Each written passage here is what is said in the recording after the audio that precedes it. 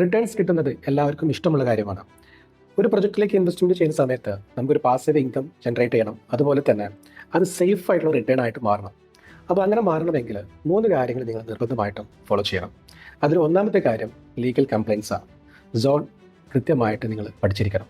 അതായത് നമുക്ക് ഒരു വെയർഹൗസ് അല്ലെങ്കിൽ ഒരു മാനുഫാക്ചർ യൂണിറ്റ് ഇത്തരം പ്രൊജക്റ്റിലേക്ക് പോകുന്ന സമയത്ത് ഗവൺമെൻറ് തലത്തിൽ നിന്ന് ഏതെങ്കിലും രീതിയിൽ അപ്രൂവൽ ബുദ്ധിമുട്ടുണ്ടോ, നമുക്ക് അവിടെ ഒരു കംപ്ലയിൻസ് വരാൻ സാധ്യതയുണ്ടോ എന്ന് മനസ്സിലാക്കിയതിന് ശേഷമായിരിക്കണം ആ ഒരു പ്രൊജക്റ്റിലേക്ക് നിങ്ങൾ ഇൻവെസ്റ്റ്മെൻറ്റ് കൊണ്ടുവരേണ്ടത്.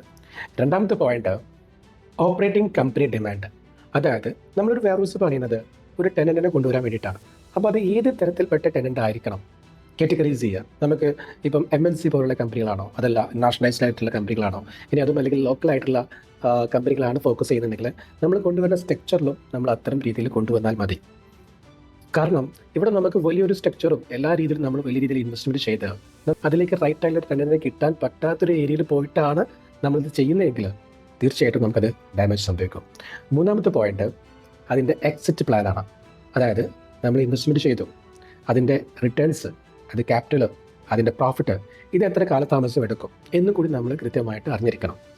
കാരണം ഇവിടെ ഒരു റൈറ്റ് ഇൻവെസ്റ്റ്മെൻ്റ് അല്ല നമ്മൾ ചെയ്യുന്നതെങ്കിൽ, റൈറ്റ് സ്ട്രക്ചർ അല്ല നമ്മൾ കൊടുക്കുന്നതെങ്കിൽ, അതും ഒരു കൺസിഡർ ആയിട്ടുള്ള ഒരു സോണിലേക്കാണ് നമ്മൾ പോകുന്നതെങ്കിൽ ഇവിടെ നമുക്ക് വലിയ രീതിയിൽ നമുക്ക് ക്യാഷ് ലോസ് വരാൻ സാധ്യതയുണ്ട്. കാരണം ഒരു ടെനൻറ്റ് വരുന്ന സമയത്ത് നമ്മൾ ഏത് കാറ്റഗറിയിൽപ്പെട്ട ടെനൻ്റാണ്, അവിടെയാണ് നമുക്ക് റെൻ്റൽ ഇൻകം വരുന്നത്.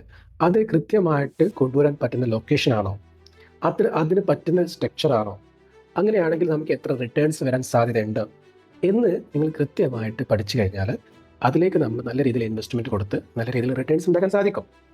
സേഫ് ഇൻവെസ്റ്റ്മെൻറ്റ് എന്ന് പറഞ്ഞാൽ സ്ട്രക്ചർ എങ്ങനെ ഡിസൈൻ ചെയ്യുന്നു എന്ന് നിങ്ങൾ മനസ്സിലാക്കി കഴിഞ്ഞാൽ നമ്മളൊരു പെർസ്പെക്റ്റീവ് തന്നെ ചേഞ്ച് ആവും.